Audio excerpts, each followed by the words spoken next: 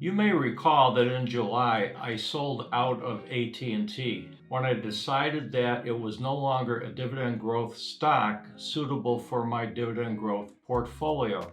I used most of the $6,500 I got from that sale to start a new position in AbbVie, the pharmaceutical giant. And now in September, I just added to that position. This brief video is to tell you how that addition came about and what it does to my portfolio. I'm Dave Van Knapp with the Dividends and Income channel. Before I get going, please help us out by clicking the thumb up button if you like this content, subscribing to our channel, and ringing the bell to get notifications about new videos when we put them up every day. Thank you. AbbVie wasn't high on my list to build further at this time, but as sometimes happens, its price dropped suddenly at the beginning of September when the FDA announced that a warning label would need to be put on one of its most important drugs. Looking at the graph, you can see that AbbVie's price fell about 14% or 16% after the announcement. Also on this graph, I put a green dot marking back in July when I first bought AbbVie to start the position. And you can see that the recent price drop actually brought AbbVie's price below what I paid for it in July.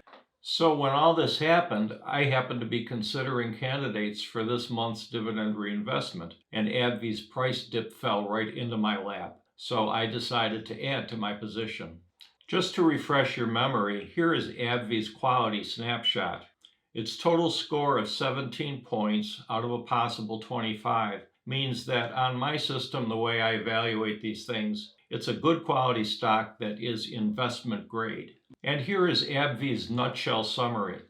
Its price drop brought its yield up to 4.8% compared to 4.5% when I first bought it. And I see it now as being 12% undervalued. This slide summarizes the purchase that I just made for my September dividend reinvestment. I spent $427, was able to get 4 shares that increased the position in the portfolio because I already own AbbVie, and it added approximately $21 to my annual dividend run rate. This slide shows the impact on my dividend growth portfolio's annual income from this reinvestment.